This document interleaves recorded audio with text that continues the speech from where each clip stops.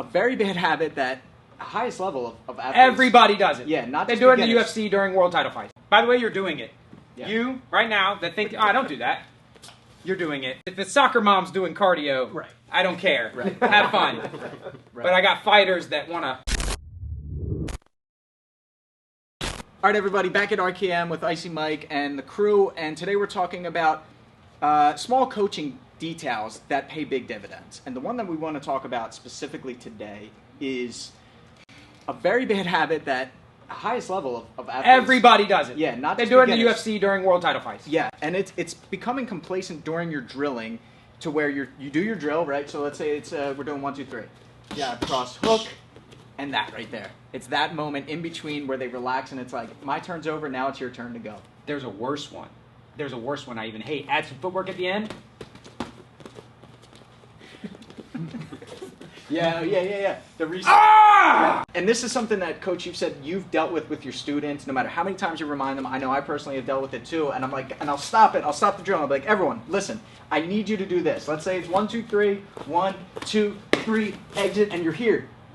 Like you have to do that because in a fight, if I start to train this and to relax, that's when I'm going to sleep. I'm getting caught and I'm waking up 2 minutes later. Going, And you're doing it. Wrong? By the way, you're doing it. Yeah. You right now that think, oh, I don't do that. You're doing it. If it's soccer moms doing cardio, right. I don't care. Right. Have fun. Right. But I got fighters that want to, for no reason. I think there is a reason that it happens. One, I think it like fills athletic space. So like if I'm going like this and I go like this, it looks like I'm doing something. Which is why all of these kids now will be doing mitt work and they'll do stuff and then they'll go like this. Because they've seen somebody do it at some point and it looks like what I'm doing is moderately athletic and it looks maybe intimidating to see me like...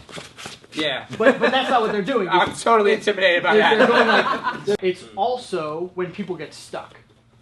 So people will like throw a combination, they'll get stuck, and they'll be like, I can't fight from here. Jump, reset everything. Like to get my feet to back where they were supposed to be. Yeah. Because wherever they were was very uncomfortable.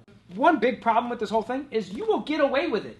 Yeah. Like people, because we're both agreeing to do it, we're both getting tired, and we're both getting beat up. Everybody's doing it, but the key to really like taking that next level is by taking advantage of the fact, just not agreeing to do that. You know, I saw a video. Coach Tyler Wombles out in the West Coast. He filmed a video, and it was like it was a quick Instagram 30-second, but it was huge. And he went, "This is fight team. I need everyone to hold yourselves accountable and hold your partner accountable. Mm-hmm. So if you see them doing this shit, get on them. Get on them. Tell them that's wrong, and tell them why it's wrong by punching them in the face. You know, and it's like, but that's what you need to do. Like you need to have good sparring training partners. Man, these soccer moms won't know what hit them.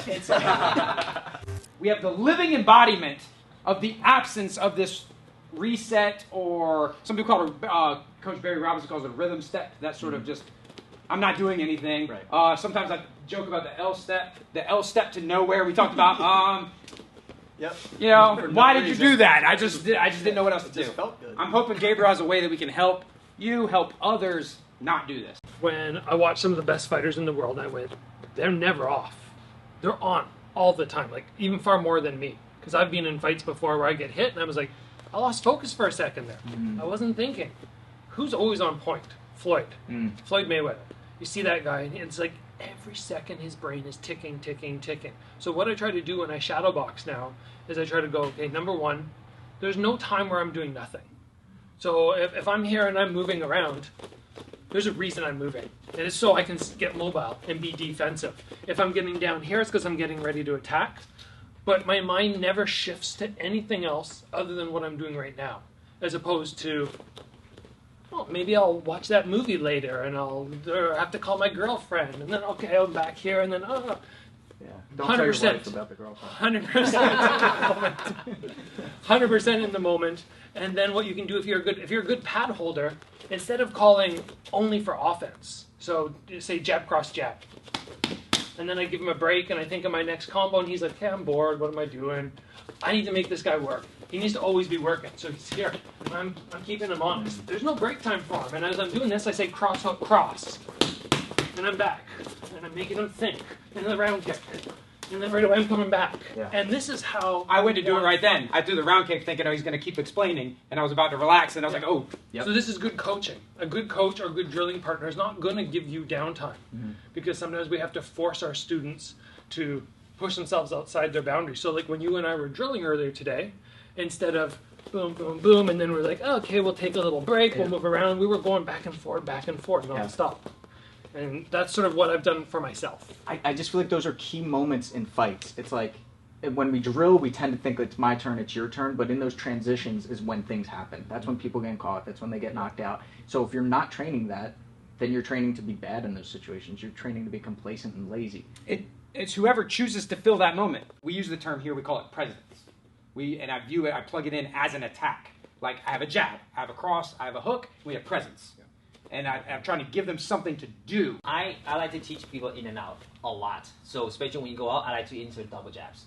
So let's say, for example, right, you go jab, cross, hook, boom, boom, boom, double jab back, boom, boom, like that. Every time you exit, you double jab. Give them something to do. Again, Yeah, so every time we boom, boom, boom, and double jab, and we'll just keep moving like that. So again, 1, 2, 3, double jab. Either you go on the side, circle to the side, you do the same thing. And then especially when I feed tap pads, I like to walk in and making sure the guys always angle out and they always follows with the right kick at the end. All I do is just hold out one hand and just be able to tap it out, boom, and kick. And we move up right away. Just like that. So we post a lot with the hands in between rounds like that, and jab cross hook again. Walk forward and move back. So that way it's always active with the angle change. So what I'll do is, as we're doing stuff, and I have a habitual rhythm stepper, I will walk in on them while they're doing it. Because what will happen is if you go rhythm step, and you go rhythm step, it'll make you really uncomfortable. Yeah. And you'll be like... Practice makes permanent. So it's not perfect. It's permanent. So if you drill it a certain way, that's what you're going to do, which is, I think, literally what you're saying. They're like, pow, pow, pow. And they're like, cool, I'm good. And then they do that in the UFC or they do that wherever. Yeah. And I think what I teach my students is it's not the combo. The combo is the middle. It's the entry, it's the combo, and then it's the exit. An exit, yeah. So you're not done until you've exited. I noticed a marked difference when you two guys were on the mat for my class today. The pace and way that you were training. Like, we've been having a great time all weekend, right? But during that class, I don't think y'all really said much. You know, y'all just trained and then you were, sort of that 1,000-yard stare, just going into that mode. The overall takeaway from this should be, like Gabriel said, is you have to remain focused throughout all of your training. Because I think it's similar to this. A very crucial point is right before class starts or training starts and right after training starts.